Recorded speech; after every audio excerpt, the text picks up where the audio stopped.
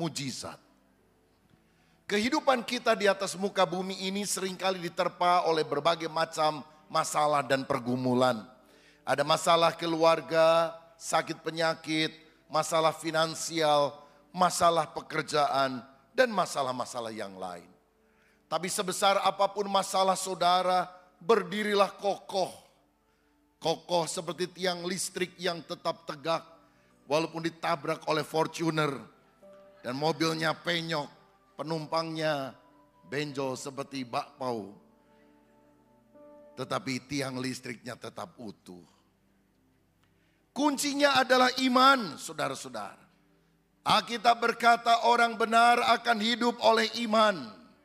Inilah kemenangan yang mengalahkan dunia, iman kita. Saya baca dalam Alkitab Perjanjian Baru, kata pengharapan ditulis 85 kali. Kata kebenaran dicatat 230 kali. Kata kasih ditulis 258 kali.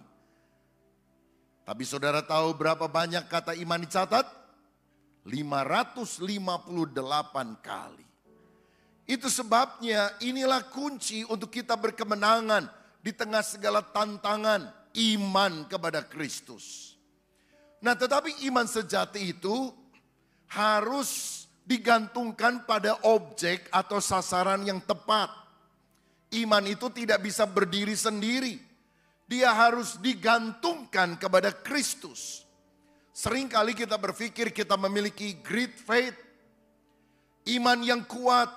Tetapi iman yang kuat kepada diri sendiri, kepada kekayaan, kepada kemampuan, saya bisa, saya mampu, itu tidak ada artinya. Lebih baik little faith kepada Kristus daripada great faith kepada diri sendiri. Sebab ketika kita menunjukkan iman kita pada sasaran yang tepat, pada pribadi yang tepat, di sanalah kuasa Allah akan dinyatakan.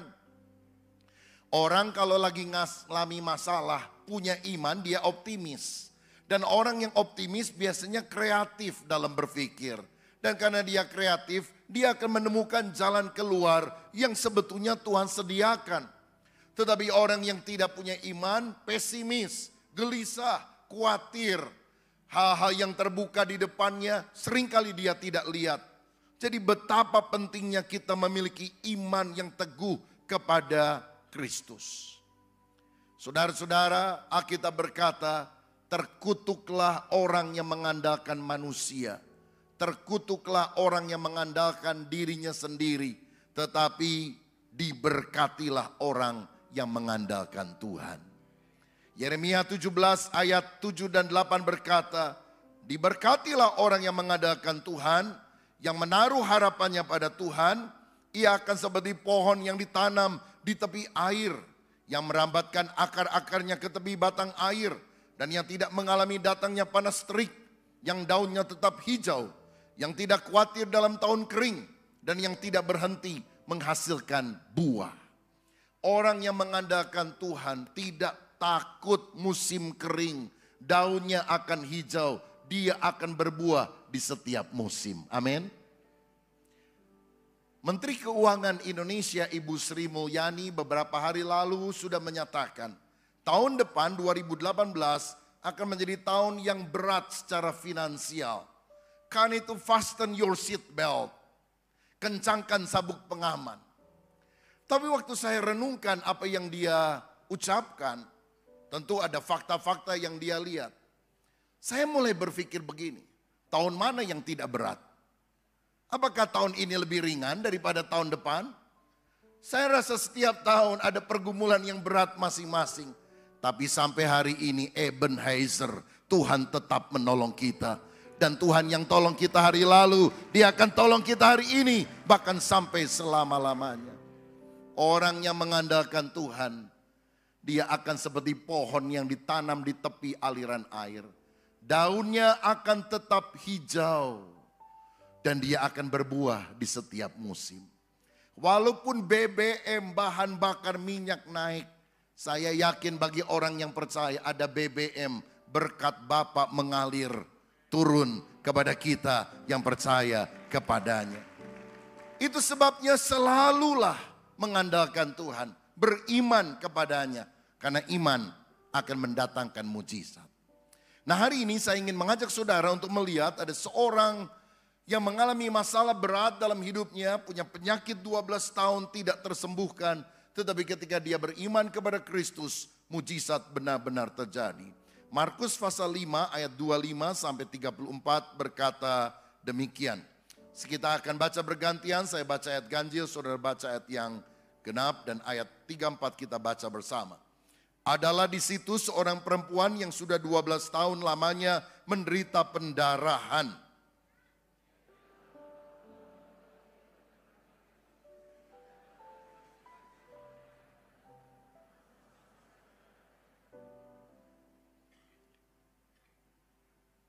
Dia sudah mendengar berita-berita tentang Yesus, maka di tengah-tengah orang banyak itu ia mendekati Yesus dari belakang dan menjamah jubahnya.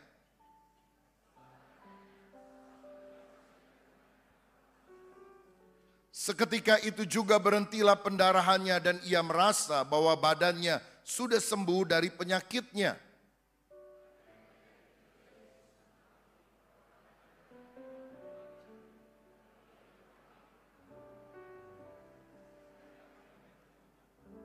Murid-muridnya menjawab, engkau melihat bagaimana orang-orang ini berdesak-desakan dekatmu dan engkau bertanya, siapa yang menjamah aku?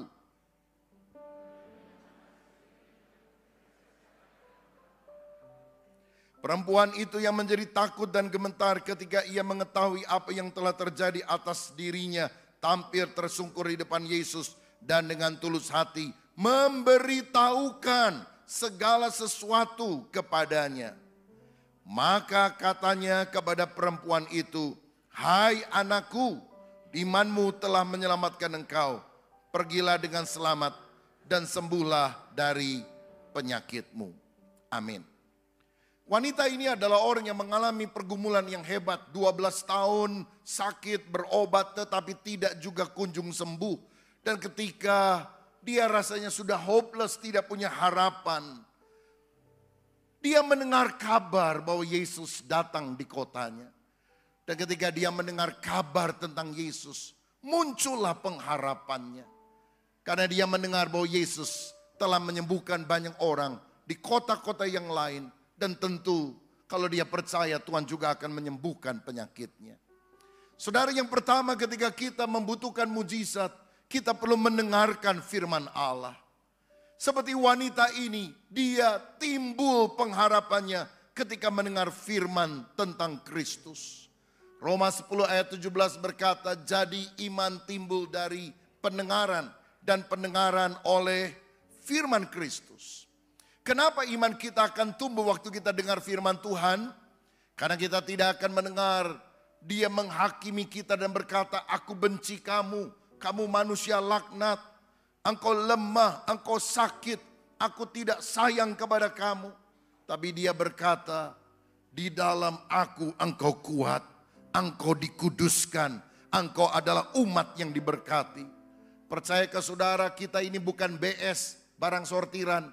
Kita adalah BP, bangsa pilihan. Karena kita telah dipilih untuk menjadi imamat yang rajani, yang akan menyatakan perbuatan Tuhan yang luar biasa. Satu kali ada seorang datang kepada penginjil terkenal abad 20, Dr. Billy Graham.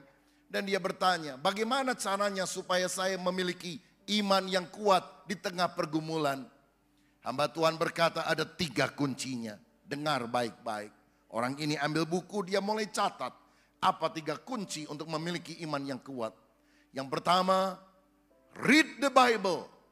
Bacalah Alkitab. Yang kedua, read the Bible. Bacalah Alkitab. Yang ketiga, read the Bible. Bacalah Alkitab.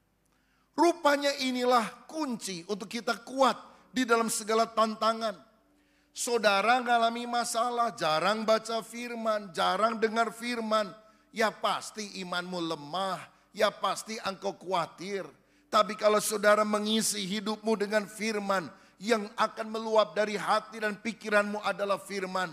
Ketika engkau mengalami tantangan, Engkau akan dengar firman berkata, segala perkara dapat kutanggung di dalam Yesus yang memberikan kekuatan kepadaku. Waktu engkau rasanya tidak tahan menghadapi tantangan, engkau mendengar firman yang berkata, pencobaan yang kamu alami itu biasa, tidak melebihi kemampuan kita. Karena Tuhan itu akan memberikan jalan keluar untuk kita bisa mengatasi semua perkara. Itu sebabnya renungkanlah firman ini siang dan malam. Ada seorang pendeta satu kali sakit demam panas, 39 derajat Celcius, panas badannya. Lalu dia mengigau, ngomong udah ngaco, gak ingat orang. Dan apa yang dia ucapkan waktu dia mengigau, Tuhan adalah gembalaku, tak akan kekurangan aku.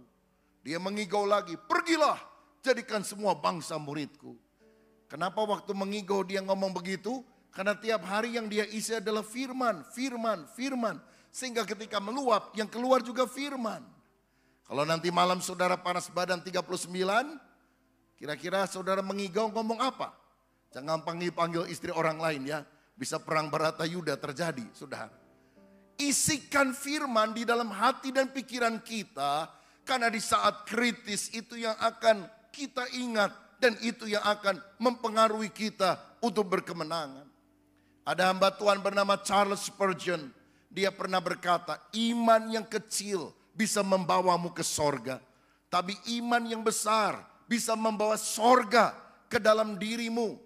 Karena ketika iman kita bertumbuh, ada keyakinan iman akan kuasa Allah. Kenapa seringkali iman kita mati? Karena kita terlalu sering mendengar berita negatif dari dunia. Baca sosial media, nemu banyak hoax, akibatnya iman kita lemah. Dengarkan saja firman Tuhan, kekuatan itu akan datang. Tiap hari baca firman, rajin-rajinlah mendengarkan firman. Itulah yang akan membuat kita berkemenangan. Ada apa Tuhan bernama John Wesley berkata begini. Pada masa kini iblis memberikan pengganti iman bagi orang percaya. Mirip iman, sedikit orang yang bisa membedakannya. Dan itu adalah persetujuan mental. Bahasa modernnya cara berpikir positif. Banyak orang berpikir iman sama dengan cara berpikir positif. Padahal kedua hal ini sangat berbeda. Iman adalah percaya dalam hati bahwa Tuhan sanggup melakukan segala perkara. Cara berpikir positif adalah iman di kepala, head knowledge dibandingkan dengan heart knowledge. Dasar daripada iman adalah Alkitab, firman Allah yang tertulis. Sedangkan dasar dari cara berpikir positif adalah buku psikologi populer yang dijual di toko buku sekuler. Saudara, cara berpikir positif menggunakan sugesti, memompa dari luar. Ayo ucapkan 1000 kali. Saya bisa, saya bisa, saya bisa, saya bisa. Ngomong dengan percaya, saya menang, saya menang, saya menang. Pasti kamu akan menang. Apakah dengan mengucapkan demikian ada kuasanya? Ya, coba saudara bilang sekarang. Saya pusing 1000 kali. Saya pusing, saya pusing, saya pusing. Dihayati ngomong 1000 kali. Pusing apa tidak? Jangan lakukan sekarang, saudara sekalian, repot kita. Tetapi ketika cara berpikir positif berusaha mensugesti dari luar, iman berbeda. Iman itu tumbuh dari dalam keluar. Orang yang percaya kepada Yesus dari dalam hatinya akan mengalir aliran-aliran air hidup. Bukan dipompa, tetapi bertumbuh. Dan itulah firman kebenaran. Itulah bedanya antara motivator dan hamba Tuhan yang mengalami kuasa firman. Motivator bisa bicara hal-hal yang luar biasa. Belum tentu dia mengalami mujizat perjumpaan dengan Kristus. Saya percaya Alkitab lebih hebat dari 1001 kata-kata mutiara terhebat yang diucapkan oleh manusia. Orang kalau lagi sehat memang butuh kata-kata motivasi. Peribahasa yang luar biasa. Berakit-rakit ke hulu, berenang-renang ke tepian. Bersakit-sakit dulu, bersenang-senang kemudian. Lagi hidup, lagi sehat, boleh kata-kata motivasi. Menjelang ajal, orang bisa bedakan betapa remehnya kata-kata motivasi, tapi betapa kuatnya firman Tuhan dalam kehidupan kita. Kalau ada encim udah di ICU, udah gemeter sadar waktunya tidak lama, maut menjemput, lalu kita datang dan berkata, Cim, dengarkan kata-kata mutiara. Berakit-rakit ke hulu, berenang-renang ke tepian. Bersakit-sakit dulu, mati kemudian. Mati beneran dia saudara. Tapi kalau kita bacakan Mazmur 23, Tuhan adalah gembalaku, tak akan kekurangan aku. Dia membaringkan aku di padang yang berumput hijau. Dia membimbing aku ke air yang tenang. Damai sejahtera itu mengalir. Karena dia sadar bahkan di dalam lembah bayang maut Tuhan tidak pernah meninggalkan. Bacalah firman Tuhan. Milikilah iman kepada Kristus. Saudara, ada seorang murid Yesus yang namanya Thomas. Dia bilang, aku gak percaya Yesus bangkit sebelum aku melihat dengan mata kepala ada lubang di tangan Yesus dan di lambungnya. Dan ketika Yesus hadir, dia berkata, cucukkanlah jarimu. Langsung dia bilang, ya Tuhanku, ya Allahku. Yesus bilang, karena kamu melihat, kamu percaya. Berbahagialah orang yang percaya walaupun dia belum melihat. Seperti Abraham disuruh pergi ke tanah perjanjian yang belum pernah dia jalani. Tetapi dia berjalan karena dia yakin. Begitu dia percaya, dia akan melihat apa yang Tuhan janjikan itu. Saudara, percaya dulu baru melihat atau melihat dulu baru percaya? Orang dunia bilang seeing is believing. Melihat artinya percaya. Tetapi Tuhan mengajar kita untuk percaya dulu, baru kita melihat kemuliaan Allah. Dalam Roma 4 ayat 18 sampai 21 dikatakan, sebab sekalipun tidak ada dasar untuk berharap, namun Abraham berharap juga dan percaya bahwa ia akan menjadi bapa banyak bangsa menurut yang telah difirmankan. Demikianlah banyaknya nanti keturunanmu. Imannya tidak menjadi lemah, walaupun ia mengetahui bahwa tubuhnya sudah sangat lemah. Karena usianya telah kira-kira 100 tahun dan bawah rahim Sarah telah tertutup. Tetapi terhadap janji Allah ia tidak bimbang karena ketidakpercayaan. Malah ia diperkuat dalam imannya dan ia memuliakan Allah dengan penuh keyakinan bahwa Allah berkuasa melaksanakan apa yang telah ia janjikan. Abraham walaupun sudah tua, secara logika nggak mungkin punya anak. Dia pegang janji firman Tuhan yang berkata kamu akan menjadi bapa dari banyak bangsa. Apa itu iman? Iman artinya mengaminkan firman. Apapun yang Tuhan ngomong walaupun melampaui logika, kita katakan amin. Ya, saya percaya. Itu sebabnya kalau saudara dengar khotbah, siapapun yang menyampaikan, dan kalau kata-kata firman itu kena dengan hati saudara, cocok dengan apa yang saudara yakini, nggak usah diminta, katakan amin. Amin berarti saya percaya, ya Tuhan. Firman akan membuat rohani saudara bertumbuh. Iman akan mendatangkan mujizat bagi yang percaya. Aminkan setiap kalimat iman, karena itu akan menjadi bagian kita. Walaupun kadang tidak masuk akal, percayalah Tuhan tidak anti logika, tapi dia melampaui logika. Seorang profesor tidak percaya adanya Tuhan, dia ngomong di depan kelas. Hei mahasiswa, dengarkan ini, jangan percaya kepada Allah, Allah itu tidak ada. Sebab apa yang tidak pernah kamu lihat tidak nyata. Dan apa yang tidak pernah kamu lihat tidak ada. Saya tidak pernah lihat Tuhan, berarti Tuhan tidak nyata, berarti Tuhan tidak ada. Semuanya diem, tiba-tiba seorang mahasiswa Kristen angkat tangan. Dia bilang, profesor boleh nanya enggak? Ya silakan, nanya apa? Profesor punya otak enggak? Hah? Punya dong, pertanyaan apa itu? Enggak cuma nanya doang, profesor punya otak atau tidak? Ya punya. Profesor pernah lihat otaknya sendiri? Tentu tidak, mati saya kalau lihat otaknya sendiri. Berarti profesor enggak punya otak dong.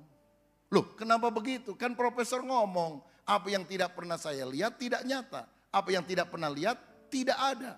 Dan karena profesor bilang saya tidak pernah lihat otak saya sendiri, artinya profesor tidak punya otak. Profesornya nggak bisa ngomong apa-apa. Karena apa? Iman artinya percaya akan firman Tuhan walaupun melampaui logika. Saudara pernah baca di dalam Alkitab, orang Israel waktu dikepung oleh Firaun dan orang Mesir, itu Musa mengangkat tongkat, laut Teberau terbelah menjadi dua, dan orang Israel jalan di atas tanah yang kering, kira-kira 2 juta orang. Begitu sampai di ujung, Firaun mengejar, sampai di tengah, lautnya tertutup kembali, matilah mereka semua. Beberapa teolog, ahli modern yang tidak percaya akan mujizat berkata, sebetulnya laut terbelah itu tidak pernah terjadi karena tidak masuk akal. Sebetulnya pada waktu itu memang lautnya sedang surut, sehingga Laut Merah pada waktu orang Israel berjalan hanya selutut. Jadi mereka tidak tenggelam di sana karena memang cuma selutut, dan mereka sampai ke ujung. Tetapi walaupun ada ahli yang bilang begitu, saya tetap berkata haleluya, mujizatnya tetap terjadi. Kenapa? Dengan air cuma selutut, Firaun dan seluruh orang Mesir tenggelam dengan air yang sedikit itu. Kan Tuhan tetap berkuasa walaupun para ahli berusaha membantahnya. Itu sebabnya ketika engkau dengar firman, percaya. Jangan bilang gini, oh pendeta kalau khotbah percaya Tuhan nyatakan mujizat. Dia nggak ngalami sih, gampang aja ngomong. Tapi kalau ngalami masalah seperti saya mana bisa. Saudara, pegang firman. Karena firman yang kau pegang akan mendatangkan mujizat dalam hidup saudara. Yang kedua, kalau saudara ingin mengalami mujizat dalam kehidupanmu, yang pertama mendengar firman Allah. Yang kedua, engkau harus mengucapkan kata-kata iman. Ketika perempuan ini mendengar bahwa Yesus lewat, dia berkata dalam hatinya, asal ku jamah saja ujung jubahnya, aku akan sembuh. Ucapkan perkataan iman. Karena iman diutarakan dalam kata-kata. Dan iman itu tidak pernah sempurna tanpa kata-kata iman. Roma 10 ayat 8-10 berkata, tetapi apakah katanya ini, firman itu dekat kepadamu, yakni di dalam mulutmu dan di dalam hatimu. Itulah firman iman yang kami beritakan. Sebab jika kamu mengaku dengan mulutmu bahwa Yesus adalah Tuhan dan percaya dalam hatimu bahwa Allah telah membangkitkan dia dari antara orang mati, maka kamu akan diselamatkan. Karena dengan hati orang percaya dan dibenarkan, dan dengan mulut orang mengaku dan diselamatkan. Saudara, firman iman itu dekat dengan kita, yaitu pada mulut kita. Jika hati percaya, mulut mengaku, keselamatan Tuhan berikan.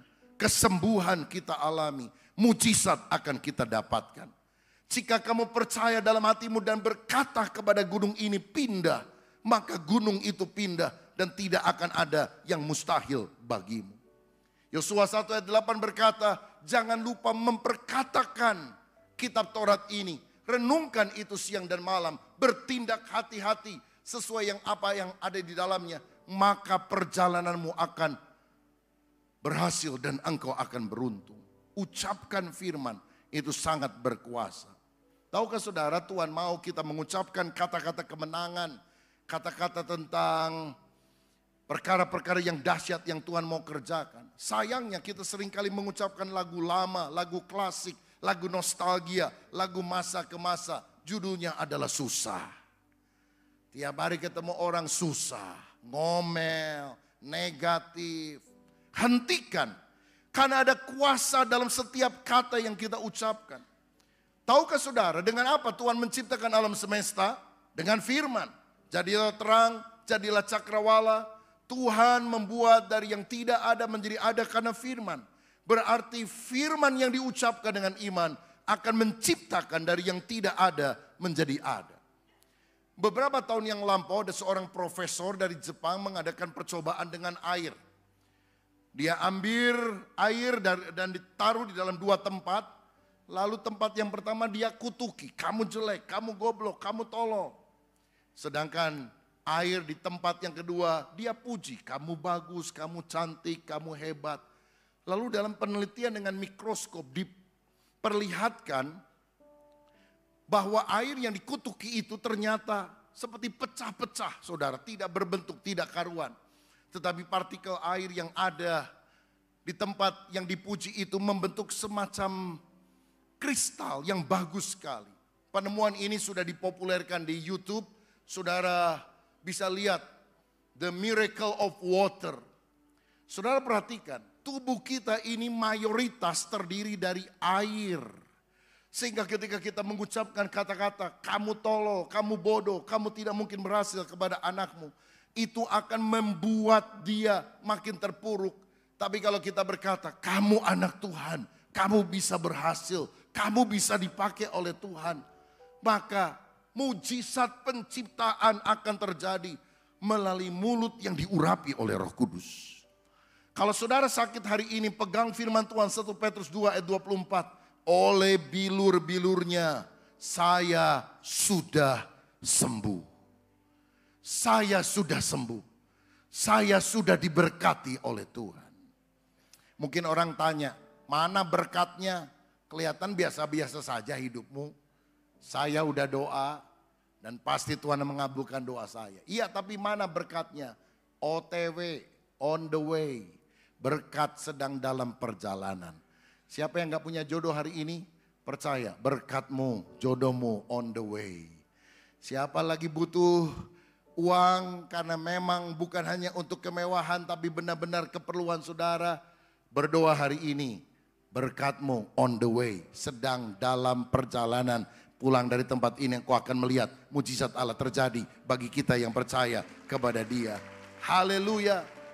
Karena itu jangan kutuki anak, jangan kutuki pasangan, berkatilah mereka. Saya pernah membaca kisah ada seorang ahli ilmu jiwa yang diminta datang di sebuah sekolah. Karena guru-guru sudah kewalahan, tidak bisa lagi menangani murid-murid kelas 2 atau kelas 3 SD yang nakalnya luar biasa. Ini sekolah di mana banyak orang-orang kaya menyekolahkan anaknya di sana. Mentang-mentang orang kaya susah diatur. Dan akhirnya ahli ilmu jiwa itu duduk di belakang melihat situasi kelas yang ada. Memang kacau suasananya. Dan dia hitung-hitung dalam 1 jam pelajaran guru mengucapkan kata duduk 14 kali. Karena dia lihat anak-anak nakal semua. Duduk, duduk, duduk. Mereka lari-lari jadi guru selalu tegur. Duduk. Suasana tambah kacau.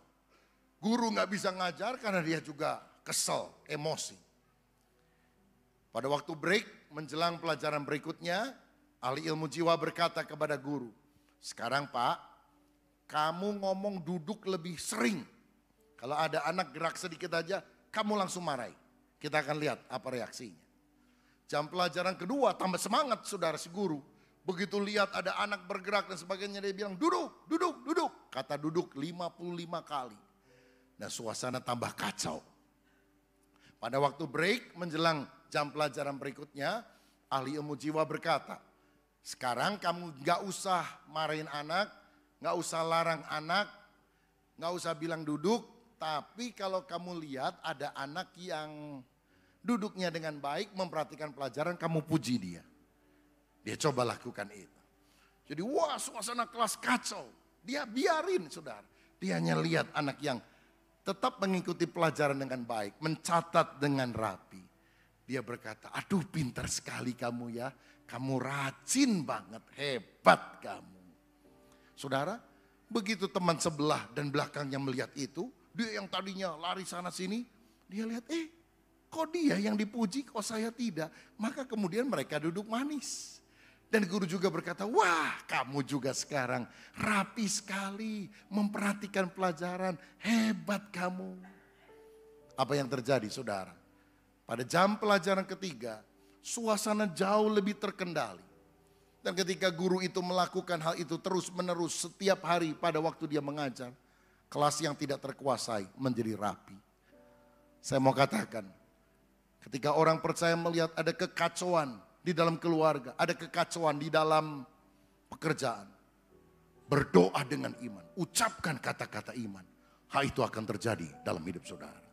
Saya pernah dengar ada seorang anak Tuhan yang setelah mendengar firman tentang bagaimana kita harus mengucapkan perkataan iman, dia jualan kain di tokonya saudara. Dan seringkali rasanya kurang laku, jadi sejak itu dia mulai pegang itu kain. Dalam nama Yesus hari ini pergi, dalam nama Yesus pergi, laku, kejual. Dan dia bersaksi, sejak itu toko saya jadi lebih rame. Kenapa? Karena dia jadi lebih optimis. Melayani pembeli juga lebih bergairah. Selama ini dia bilang, paling cuma nanya-nanya doang, gak akan beli, udah negatif saudara. Jadi kelihatan dari mukanya yang masam. Tapi sekarang jadi antusias. Ini kain mesti pergi nih hari ini. Dia mesti laku nih hari ini. Jadi dia sangat antusias menawarkan kepada orang lain. Dan orang merasa suka dengan servis, dengan pelayanan yang dia lakukan. Saudara berhenti bicara negatif, mulai ucapkan firman Tuhan. Maka perkara-perkara baik akan mengalir dalam kehidupan saudara. Siapa yang setuju berikan tepuk tangan untuk Tuhan kita. Untuk mengalami mujizat, pertama kita harus mendengarkan firman Tuhan. Kedua, kita harus mengucapkan kata-kata iman. Ketiga, kita harus melakukan tindakan iman. Ayat 27 sampai 29 tadi. Wanita itu berkata, asalku pegang saja jubahnya, aku akan sembuh. Lalu kemudian dia menyelinap di kerumunan orang banyak. Dan apa yang dia lakukan? Dia pegang ujung jubah Yesus. Dia bertindak, dan ketika dia melakukan tindakan iman, ada kuasa mengalir dari diri Yesus dan menyembuhkan orang sakit ini. Saudara, mujizat seringkali belum terjadi pada waktu kita berpikir, waktu kita merenung, bahkan belum terjadi waktu kita berdoa. Tetapi setelah berdoa kita harus bertindak, melangkah, melakukan sesuatu. Ingat ke saudara, Yesus pernah bilang kepada Petrus, tolakkanlah perahumu ke tempat yang dalam, tebarkan jalan untuk menangkap ikan. Simon berkata, sepanjang malam aku lakukan, aku gagal. Tapi karena engkau yang mengatakan, aku akan melakukan juga. Dan ketika dia take action, just do it. Ketika dia melakukan tindakan, dia mengangkat ikan yang begitu banyak di dalam jalannya tersebut. Yesus pernah jalan di atas air. Dan ketika Simon melihat hal itu, dia berkata, jika engkau adalah Yesus, suruh aku datang kepadamu. Come on. Dan kemudian dia jalan, dia melangkah. Dia keluar dari perahunya yang nyaman. Dia mulai melangkah, dan ketika dia melangkah, dia berjalan di atas air. Saudara, mujizat baru akan terjadi ketika kita bertindak taat kepada perintah Tuhan. Dan itulah faith in action. Iman dalam tindakan, itulah ketaatan. Kalau kita taat, kita akan mengalami mujizat Tuhan. Saya pernah ada di sebuah bandar udara, saya mau pergi ke gate, dan ternyata di sana ada travelator, saudara. Dan saya perhatikan kok travelatornya mati, nggak jalan. Mungkin dimatiin supaya hemat energi, saya pikir. Jadi saya jalan di jalan biasa. Tiba-tiba saya melihat ada orang yang tadinya jalan di belakang saya, udah nyusul pakai travelator. Rupanya travelatornya jalan. Saya pikir loh, tadi rasanya mati, kok sekarang jalan. Maka saya percepat langkah saya, karena setelah travelator pertama, di depan itu ada travelator kedua. Dan waktu saya percepat langkah saya, ada tulisan kecil di bawah, auto start. Oh, auto start toh. Rupanya harus diinjak dulu baru dia jalan. Maka saya melangkahkan kaki, plek. Mujizat terjadi, travelatornya jalan, mengantar saya pada gate itu. Mujizat terjadi seperti itu. Ada kalanya Tuhan membelah Laut Merah, baru orang Israel jalan. Tapi seringkali ketika orang Israel mau masuk tanah Kanaan, ada sungai Yordan yang sedang banjir yang menghambat mereka. Apa yang mereka lakukan? Imam mencelupkan kaki, berjalan, dan pada waktu mereka melangkah, sungai Yordan terbelah menjadi dua. Ada waktunya saudara nunggu dan Tuhan melakukan mujizat. Tapi seringkali saudara yang harus melangkah, Tuhan menunggu langkah iman saudara. Karena ketika engkau melangkah, mujizat baru akan terjadi. Saya perhatikan ada banyak orang menjelang ajal mengucapkan kata-kata penyesalan. Dan salah satu ungkapan penyesalan yang mereka sampaikan adalah, seandainya dulu saya berani mencoba melakukan ini. Mungkin hidup saya tidak seperti ini. Ada banyak orang akan menyesal. Bukan karena dia berani melakukan sesuatu, tapi karena dia tidak pernah berani melakukan sesuatu. Saya ingat ketika kita tidak punya gedung gereja di sini. Kita hanya punya tempat yang kita sewa kontrak di Pasir Kalike Hyper Square. Dan kita hanya punya 3 buah ruko yang kita miliki di Jalan BKR. Kecil. Setelah kita berdoa, berunding. minta petunjuk Tuhan. Apa yang kita lakukan? Mengambil langkah iman. Membeli tanah di tempat ini. Mengurus izinnya walaupun sulit sekali. Tapi bagi Tuhan tidak ada yang mustahil. Hari ini kalau gedung gereja ini bisa ada, itu adalah karena tindakan iman yang kita kerjakan.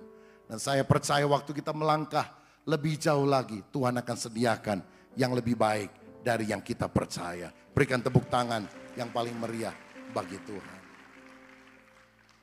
Sekarang tempat kita di Paschal Hyper Square sedang direnovasi karena kita perpanjang kontraknya 10 tahun lagi. Kita lengkapi dengan LED, sound systemnya akan diperbagus. Dan biaya sewa ditambah sound system kira-kira 9 miliar, saudara. Masih ada kekurangan dana 5 miliar lebih. Tapi saya percaya bahwa ketika kita melangkah dengan iman, Tuhan akan melakukan bagiannya. Menyediakan tepat pada waktunya. Siapa yang percaya Dia Yehovah Jireh yang akan menyediakan semua tepat pada waktunya? Haleluya. Berikan tepuk tangan yang paling meriah untuk Tuhan. Kepada panitia saya selalu bilang, dananya selalu ada. Di mana? Di gudang persediaan Bapa Sorgawi. Dia akan salurkan lewat siapa? Lewat anak-anaknya. Saudara mau jadi bendaharanya Tuhan? Kalau jadi bendaharanya Tuhan, kecipratan berkatnya loh saudara-saudara. Jadi uangnya sudah ada, 5M kekurangannya sudah pasti tercukupi, karena dananya sudah tersedia. Di mana? Di dompetnya anak-anak Tuhan. Di akunnya bank anak-anak Tuhan. Tinggal dikumpulkan dalam beberapa hari, selesai semuanya. Ketika kita melangkah dengan iman, perbuatan besar terjadi, Tuhan akan lakukan. Itu sebabnya berani mencoba, berani melangkah. Jangan hanya wacana, jangan hanya berpikir, melangkah. Engkau akan mengalami mujizat. Dan yang terakhir, kalau saudara ingin mengalami mujizat, bukan hanya sekali, tapi berkesinambungan. Engkau juga harus menyaksikan pengalaman iman. Yang pertama, mendengar firman Allah. Yang kedua, mengucapkan kata-kata iman. Yang ketiga, melakukan tindakan iman. Yang keempat, menyatakan atau menyaksikan pengalaman iman. Ketika Yesus merasa ada tenaga keluar dari dirinya, dia bertanya, siapa yang menjamah jubahku? Wanita ini gemetar, lalu tampil tersungkur di depan Yesus dan dengan tulus memberitahukan apa yang terjadi. Dia kasih tahu sehingga Yesus tahu, sehingga murid-murid tahu, sehingga orang banyak tahu bahwa dia melangkah dengan iman, dia pegang jubah Yesus. Dan ketika dia mengucapkan hal itu, orang-orang sadar bahwa bukan berdesak-desakan itu yang menyebabkan tenaga Yesus keluar, mujizat terjadi, tapi iman. Saya mau bilang, walaupun kau doa dengan nangis, mujizat tidak terjadi. Tapi waktu engkau berdoa tanpa nangis dengan iman, mujizat pasti terjadi. Karena Tuhan selalu melihat adakah iman. Ketika Yesus melihat iman mereka, dia menyembuhkannya. Apakah kita percaya Yesus bisa melakukan segala perkara, bukan hanya pada zaman dulu, tapi pada zaman sekarang, bukan hanya pada orang lain, tapi pada diri kita. Ketika engkau percaya, engkau akan mengalaminya. Dan ketika engkau mengalami, engkau harus menyaksikan kebaikan Tuhan kepada orang lain. Saudara, kalau saudara ditolong Tuhan, bersaksilah supaya orang lain dikuatkan. Dan ketika orang lain dikuatkan, iman kita menjadi makin teguh. Ada yang bilang, saya malu bersaksi, nanti dipikir sombong. Tuhan lihat motivasinya. Kalau motivasi saudara memuliakan Tuhan, kalau motivasi saudara menjadi berkat bagi orang lain, just do it. Lakukan kesaksian supaya orang dikuatkan. Saya punya kakak ipar, tinggal di Hawaii, di Honolulu. Dia nggak percaya mujizat-mujizat seperti itu, saudara. Nah, satu kali dia cerita begini. Dia suka nonton TV di rumahnya dan ada channel Kristen. Dia lihat pada waktu itu ada pendeta Benny Hinn yang sedang khotbah lalu mendoakan orang-orang sakit. Ada orang rebah, ada orang yang lumpuh mulai bisa berjalan, ada orang yang gak bisa angkat tangan mulai angkat tangan. Lalu dia pikir, ini pan cuma trik doang, Paling itu krunya sendiri, teman-temannya sendiri. Pura-pura aja sembuh. Dia nggak percaya begitu, saudara. Kadang-kadang dia pergi ke gereja Protestan, tidak percaya kepada mujizat semacam itu. Jadi dia rasa ini dibikin-bikin saja. Lalu kemudian dalam TV itu ada tantangan. Benny Hinn khotbah dan dia ngomong tentu dalam bahasa Inggris. Bagi Anda yang menyaksikan program ini dan kau sakit, angkatlah tanganmu. Kalau engkau sungguh percaya, Tuhan akan menjamah, menyembuhkan engkau. Nah saudara, cicinya istri saya ngeledek, dia bilang, bohong gak percaya. Jadi dia angkat tangan. Angkat tangan karena gak sakit, saudara-saudara. Nih angkat tangan katanya. Saudara, ngeledek begitu, ngece. Ya, begitu dia angkat tangan, begitu dia mau turunkan, rasa sakit. Kenapa jadi sakit? Dia pikir mungkin karena waktu angkat tangan terlalu semangat, begitu. Jadi kecetet ini urat syarafnya. Dia turunin pelan-pelan. Dia ambil obat gosok, dia gosok-gosok. Saudara, tapi masih tetap sakit. Lalu dia pikir gini, waduh celaka. Tuhan marah kali ya. Tuhan, saya kan cuma bercanda, masa begitu doang, Tuhan marah. Saudara, tapi sampai besoknya itu masih tetap sakit tangannya. Jadi dia pergi, saudara, ke pendeta yang kadang-kadang dia suka ke gereja itu, minta didoakan. Pendeta itu bilang, makanya jangan ngece-ngece Tuhan. Udah doa ya, udah didoakan pulang ke rumah. Dan ketika dia mulai urut-urut lagi, dia rasa udah mulai baikan. Lalu dia doa, Tuhan ampun saya tidak menghina Tuhan. Saya mulai hari ini percaya kepada firman Tuhan. Lagi doa begitu, tiba-tiba dijamah Roh Kudus berkata-kata di dalam bahasa roh, saudara. Dia jadi bingung. Saya kayak orang gila. Lo bayangkan, di gereja gak pernah ada bahasa roh, tiba-tiba lagi doa minta ampun, lagi sungguh-sungguh sama Tuhan dijamah bahasa roh. Dia pikir, waduh saya gila nih, ngomong apa nih, ngomong sendirian. Tapi saudara-saudara, kemudian dia telepon kepada kami, kita jelaskan akan hal itu. Sejak itu dia berubah. Dia mulai bersaksi kepada teman-temannya, jangan main-main loh sama Tuhan. Tuhan itu luar biasa loh, benar-benar ajaib loh. Lalu dia telepon adik-adiknya yang ada di Indonesia satu persatu. Sok ke gereja tara maneh, ke gerejanya awasnya. Waduh saudara sekalian, dia tetap galak saudara sekalian. Kalau ngomong ceplos-ceplos. Tapi setelah percaya Yesus, galaknya itu ditujukan untuk hal-hal yang positif. Dia bersaksi. Dia sekarang melayani di gereja yang ada di Amerika Serikat. Saudara-saudara, betapa pentingnya kita ngalami Tuhan dan menyaksikan hal ini kepada orang lain. Ada satu poin terakhir saya mau bagikan. Waktu saya baca dalam Alkitab, saya lihat di dalam Kisah Para Rasul, tiap-tiap hari jemaat mula-mula memenangkan jiwa-jiwa. Lalu kita berpikir kenapa ya kok jemaat mula-mula tiap hari everyday bisa memenangkan jiwa. Kita seminggu sekali aja kalau ada jiwa datang kita seneng, bukan tiap hari. Lalu saya mulai renungkan dan Tuhan mulai menyingkapkan ini. Gereja mula-mula tidak mengundang orang seminggu sekali ke gereja. Tapi setiap hari gereja, maksudnya kumpulan orang percaya, pergi ke komunitas dan memenangkan orang-orang di dalam komunitas. Bagaimana caranya? Kisah Rasul 2 mengatakan ada 4 hal yang biasa dilakukan oleh mereka. Pertama, mereka bertekun di dalam persekutuan, suka ngumpul-ngumpul. Yang kedua, mereka bertekun dalam memecahkan roti, artinya suka makan-makan. Saya pikir kalau suka ngumpul-ngumpul sama soal suka makan-makan, orang sekarang juga lebih rajin, apalagi ada wisata kuliner sekarang. Ngumpul-ngumpul sama makan-makan pekerjaan rohani atau bukan? Bukan kan, biasa aja ya. Saudara suka ngumpul-ngumpul, makan-makan? Ibu-ibu ngumpul-ngumpul sama temennya sambil nungguin anak. Bapak-bapak ngobrol-ngobrol sama temennya di lapangan badminton, sama teman-teman bisnis. Tapi lakukan 2 hal lagi. Mereka bertekun di dalam pengajaran rasul-rasul dan dalam doa.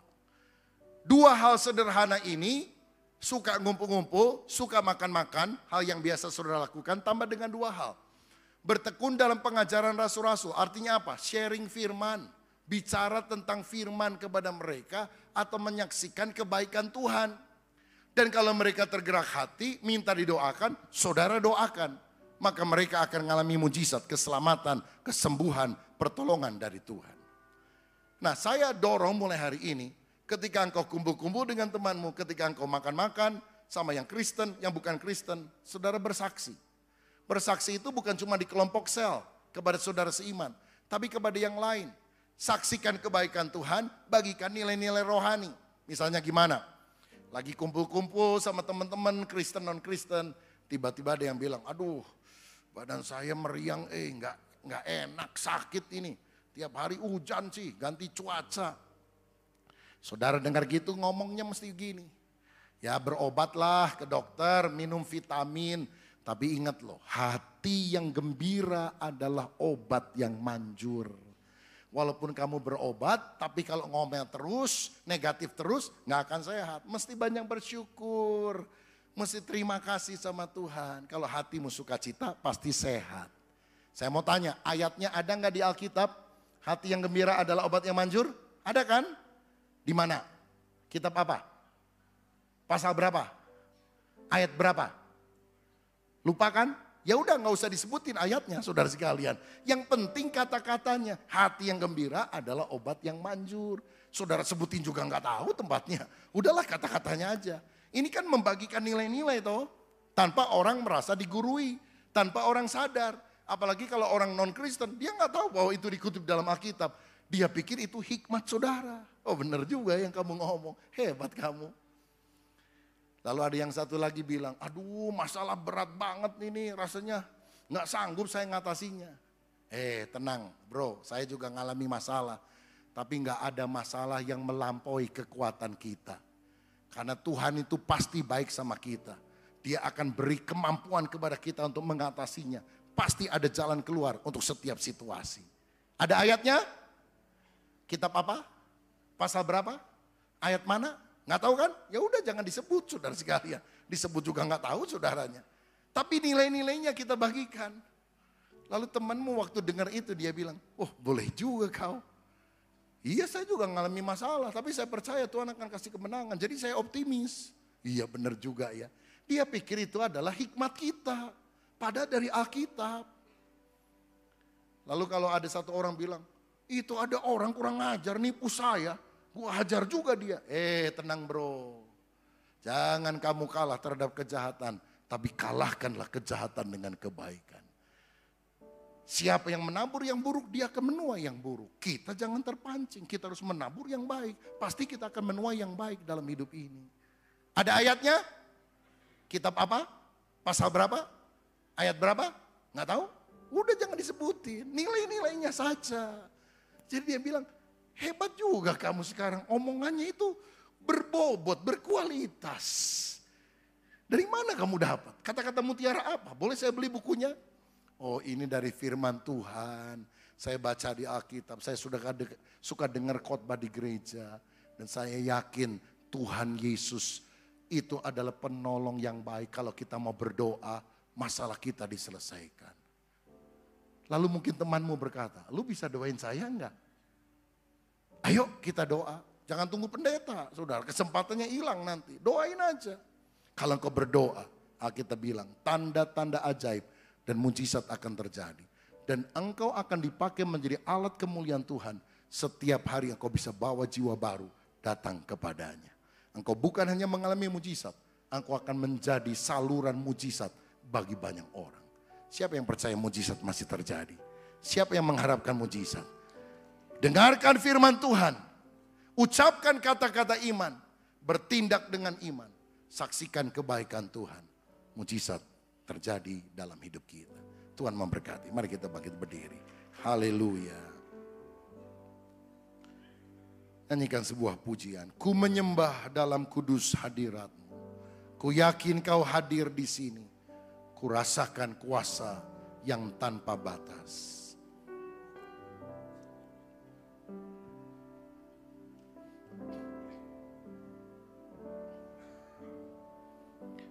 Ku menyembah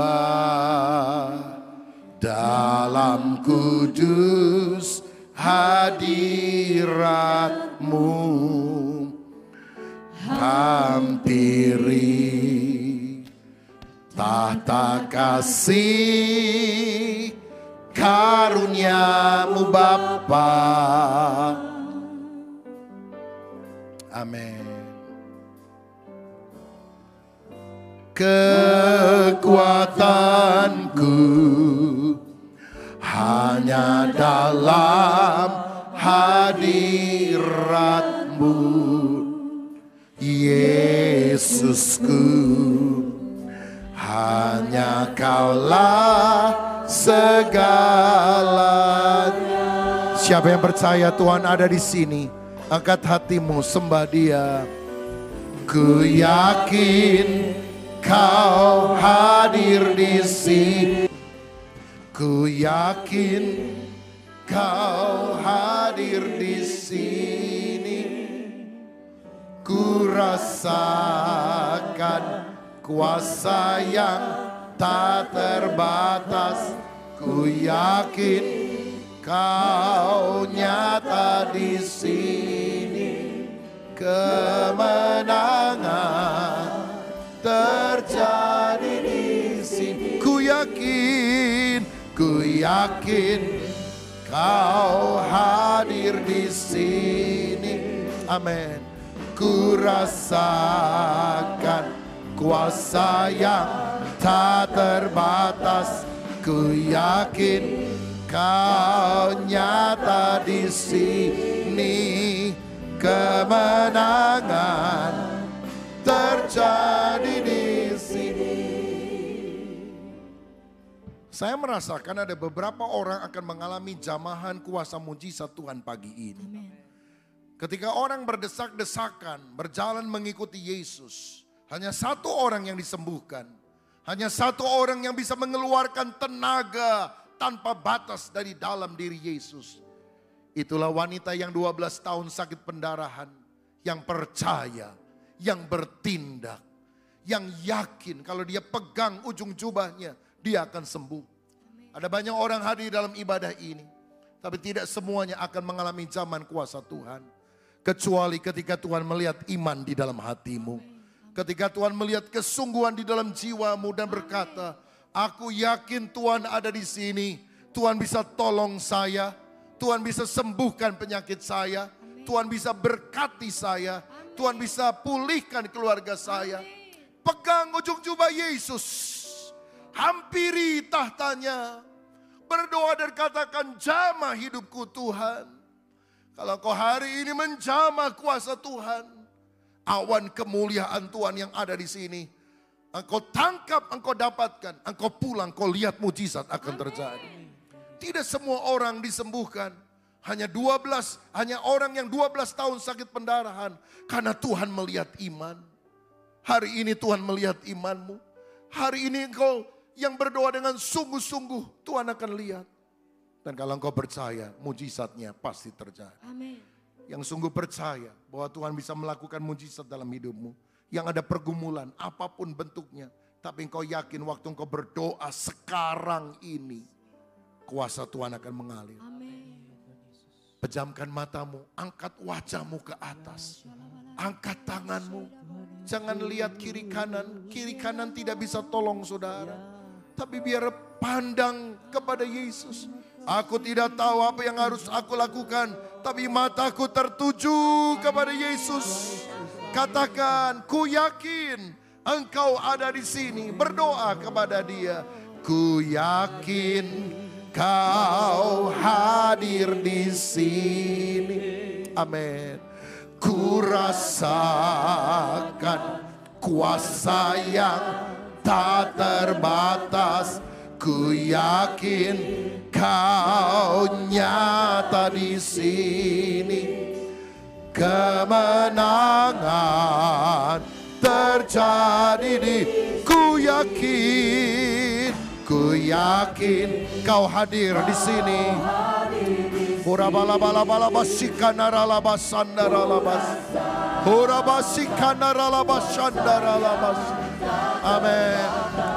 Ku yakin Kau nyata di sini. Kemenangan terjadi. Kesembuhan kesembuhan terjadi di kelepasan, kelepasan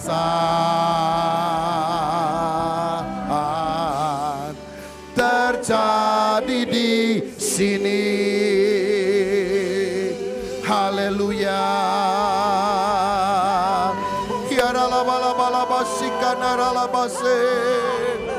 Haleluya.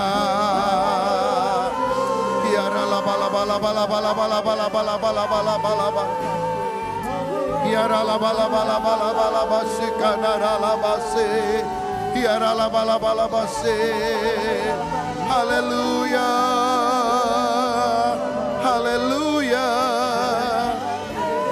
Aku percaya padamu Tuhan. Aku percaya padamu. Haleluya. Haleluya. Haleluya.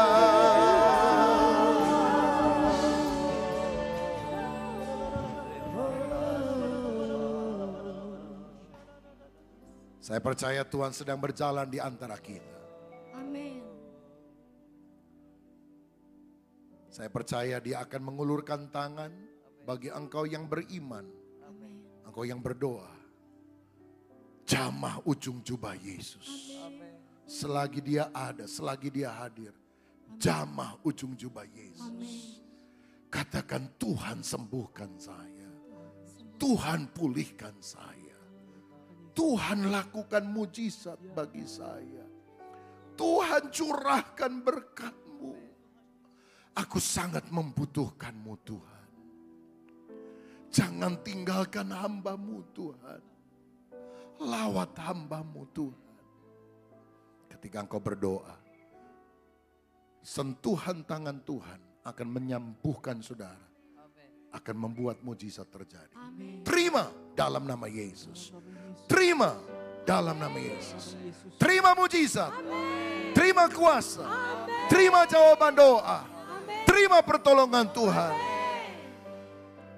Kami juga bersyukur untuk tubuh dan darah-Mu melalui perjamuan kudus. Kalau engkau mati saja rela, masa menyembuhkan kami, menolong kami, memberkati kami tidak rela? Pasti engkau rela. Karena itu kami mau bersekutu dengan tubuh dan darah-Mu. Dan biarlah dosa kami diampuni. Biarlah iman kami dikokohkan.